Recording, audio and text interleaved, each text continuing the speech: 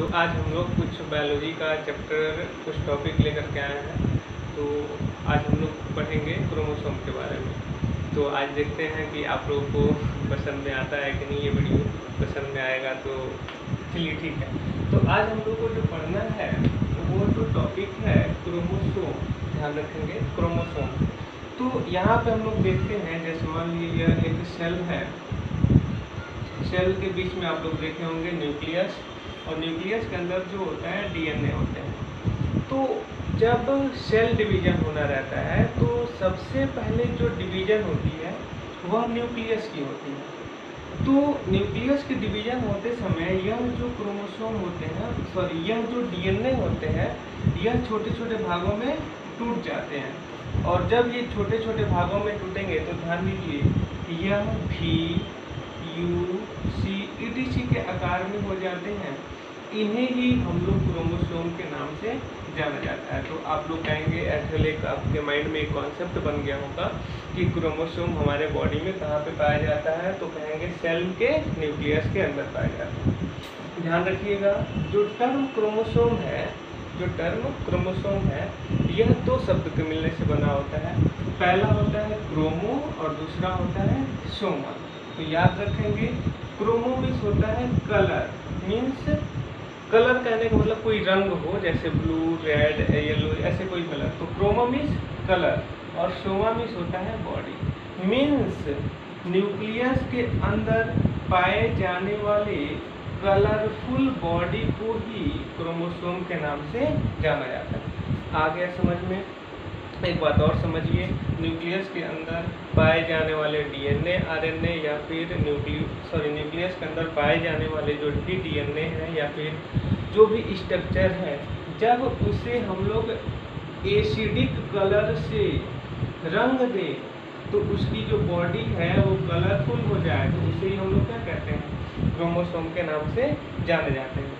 अब देखिए, क्रोमोसोम जो है सेल डिवीजन के समय याद रखेंगे इंटरफेज स्टेज में दिखाई देता है। जैसे सेल डिवीजन है तो सेल डिवीजन कई स्टेप में होता है, जैसे प्रोफेज, मेटाफेज, इनाफेज, टीलोफेज। वैसे ही जो पहला स्टेज होता है उसे हम लोग इंटरफेज कहते हैं।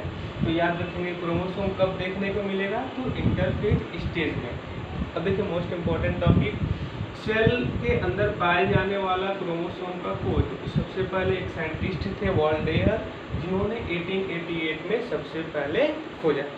चलिए इतनी बात एक बार हम लोग रिवीजन कर लेते हैं। क्रोमोसोम कहाँ पाया जाता है, तो आप लोग कहेंगे न्यूक्लियस के अंदर।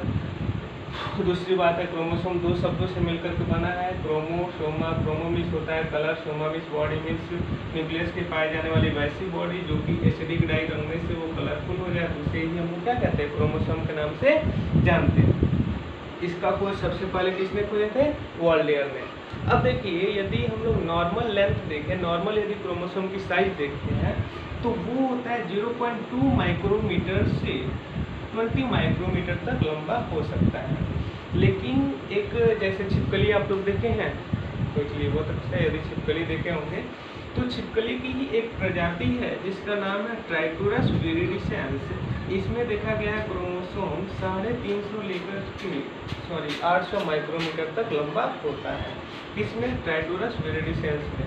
अब एक बात आप लोग ध्यान रखेंगे, जो ट्राइटोरस विरिडिसेंस है वह एक लिजर्ड है और इसका एग जो देती है, इसके एग में देखने को मिला है। तो इतना बात आप लोग को समझ में आ गया होगा, तो आप लोग याद रखेंगे ट्राइटोरस विरिडिसेंस, बहुत इंपॉर्टेंट।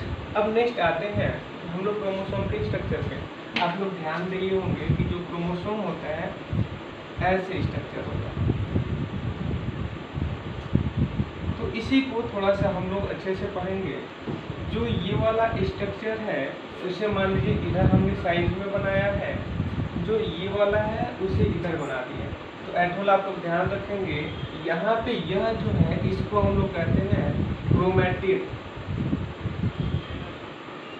इसको क्या कहते हैं, क्रोमैटिड। तो क्रोमैटिड जो है यह हम यहाँ पे थोड़ा डिटेल में दिखाने का प्रयास करेंगे। अब एक बात ध्यान रखिए, यदि पूछा जाए कि क्रोमोसोम का जो स्ट्रक्चर है वो कितने भागों से मिलकर बना होता है, क्या है, तो अब हम लोग जो है वो समझने चल रहा है क्रोमोसोम का स्ट्रक्चर। चलिए, तो समझिए, जब हम लोग क्रोमोसोम को देखते हैं तो सबसे बाहर की जो लेयर होती है, यहाँ पे देखिए जो इसके सबसे बाहर लेयर दिख रहा है, इसको हम लोग कहते हैं पेलिकल। इतनी बात आ रही है समझ में? जो सबसे बाहर लेयर है इसको हम लोग क्या कहेंगे? पेलिकल। और इसी के नीचे, ठीक नीचे जो ऐसे देख रहे हैं, ऐसे बिंदी बिंदी देख रहे हैं, इसमें पूरा बहुत ज़्यादा बिंदी बिंदी भरा हुआ है, इसको हम लोग मैट्रिक्स के नाम से जानते हैं। दो चीज़ हमने समझाया, क्रोमोसोम के सबसे बाहरी लेयर को क्या कहते हैं? तो पेलिकल कहते हैं। इसके अंदर भरे हुए मटेरियल को क्या कहते हैं? तो मैट्रिक्स के नाम से जाना जाता है। इतनी बात में कोई भी कंफ्यूजन चलिए नहीं है, तो हम लोग क्या करते हैं, आगे बढ़ते हैं। देखिए यहाँ से देखे होंगे कि एक ऊपर की तरफ ऐसे पुश गया हुआ और नीचे की तरफ आया, तो जो ऐसे ऊपर और एक नीचे गया है, तो इसी एक स्ट्रक्चर को, मतलब इन दोनों को मिला करके हम लोग कहते हैं क्रोमेटिड। ध्यान रखेंगे, इधर एक गया है, इस दोनों को मिला के क्या कहेंगे? क्रोमेटिड कहेंगे। अब देखिए क्रोमेटिड का संख्या कितना है? 1 2 3 4, 4 है। तो साइंस की भाषा में 4 को हम लोग कहते हैं टेट्रा, है ना? याद रखिएगा, टेट्रा। इसीलिए क्रोमोसोम को, क्योंकि इसमें 4 जो क्रोमेटिड पाया जाता है, इसीलिए इसे हम लोग क्या कहते हैं? टेट्रामर के नाम से जाना जाता है। इतना बात समझ में आ गया है, टेट्रामर।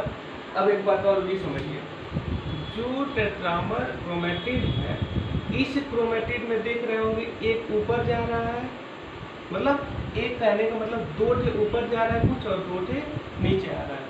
तो इसमें से जो 2 ठे ऊपर जा रहे हैं, ये दोनों एक ही स्ट्रक्चर है, बस हमने अलग अलग कर दिया है। तो इसमें एक वाले को हम लोग कहते हैं क्रोमोनीमा। ध्यान रखेंगे, एक वाले को क्या कहेंगे? क्रोमोनीमा कहेंगे। लेकिन इसके ऊपर देखे होंगे दाने बिंदी बिंदी जैसे गोल गोल राउंडेड संरचना दिखाई देती है, मोती के जैसे, पर्ल के जैसे जो संरचना दिखाई देती है, उसे हम लोग कहते हैं क्रोमोमियर। ध्यान रखिए, इसको हम लोग क्या कहेंगे? क्रोमोमियर कहेंगे। इतनी बात आप लोग ध्यान से याद रखेंगे। तो हमने समझा दिया क्रोमोनिमा एंड क्रोमोमियर। अब लास्ट पॉइंट समझिए, जो क्रोमोनिमा ऊपर की तरफ 2 ठे गए हुए हैं और नीचे की तरफ, या दोनों बीच में आकर के एक जगह जुड़े रहते हैं, और जहाँ पे जुड़े रहते हैं इसी स्ट्रक्चर को सेंट्रोमियर के नाम से जाना जाता है। तो आप लोगों से पूछा जा सकता है सेंट्रोमियर कहाँ होता है, तो आप लोग कहेंगे जब 2 क्रोमोनिमा एक पास आकर के जुड़े रहते हैं तो इसे हम लोग क्या कहते हैं?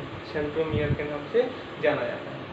अब देखिए थोड़ा सा एक और भी मोस्ट इम्पॉर्टेंट पॉइंट, जो सेंट्रोमियर है वह हमेशा ही प्राइमरी कॉन्स्ट्रिक्शन के पास पाया जाता है। हमारे सेंट्रिस में 2 ठे कॉन्स्ट्रिक्शन होते हैं, एक यहाँ पे देख रहे हैं जिसको हम लोग कहते हैं सेकेंडरी कॉन्स्ट्रिक्शन, और यहाँ इसको भी हम लोग कहते हैं सेकेंडरी कॉन्स्ट्रिक्शन। लेकिन यहाँ पे जो कॉन्स्ट्रिक्शन दिख रहा है इसे हम लोग कहते हैं प्राइमरी कॉन्स्ट्रिक्शन। तो याद रखेंगे, जो सेंट्रोमियर है वो दोनों कहाँ पे पाया जाता है? प्राइमरी कॉन्स्ट्रिक्शन के पास पाया जाता है। अब लास्ट पॉइंट समझिए, हमारा जो क्रोमोसोम है, क्रोमोसोम के नीचे कुछ घुंडी जैसी संरचना पाई जाती है। जैसे घंटी देखे होंगे तो घंटी के जैसे नीचे नहीं लटका रहता, वैसे यहाँ पे स्ट्रक्चर दिखाई देता है, तो इसको हम लोग कहते हैं सैटेलाइट। इसीलिए वह क्रोमोसोम जिसके अंदर सेट पाया जाता है, यानी सैटेलाइट पाया जाता है, उसे सैटेलाइट क्रोमोसोम के नाम से जाना जाता है। इतनी बात समझ में आई, तो चलिए एक बात हम लोग एटोल एक बार और रिवीजन कर लेते हैं। सबसे पहले हमने बताया कि क्रोमोसोम कितने शब्दों से मिलकर के बना है? 2। कौन कौन से? क्रोमोसोमा, क्रोमोमिस कलर, सोमामिस बॉडी, मिस वैसी बॉडी जिसको एसिडिक डाई से रंगने पे, कलर करने पे कलरफुल हो जाए, क्रोमोसोम कहते हैं। खोज किसने किया था? वाल्डेयर 1888 में। साइज कितनी होती है? 0.2 से 20। इसको सबसे लंबा किस में पाया जाता है? तो ट्राइटेरस विरिडिसेंस में पाया जाता है, जिसका साइज कितना होता है? 350 से 800। नेक्स्ट इसका स्ट्रक्चर हम लोग देखते हैं, तो इसमें 4 स्ट्रक्चर देखने को मिलता है। पहला पेलिकल देखने को मिलता है, क्रोमेटिड देखने को मिलता है, सेंट्रोमियर देखने को मिलता है, और सैटेलाइट देखने को मिलता है। साथ ही साथ इसमें देखते हैं तो क्रोमेटिड जो होता है, क्योंकि इसकी संख्या 4 होती है, तो इसीलिए हम लोग क्या कहते हैं? टेट्रामर कहते हैं। और इसमें क्रोमोमियर जो मोती जैसे पाया जाता है, क्रोमोनिमा के ऊपर उसे क्रोमोमियर कहते हैं, और प्रत्येक स्टैंड को क्रोमोनिमा के नाम से जाना जाता है। चलिए, तो उम्मीद है कि ये वीडियो आप लोग को बहुत बहुत पसंद आई होगी, एंड थैंक यू।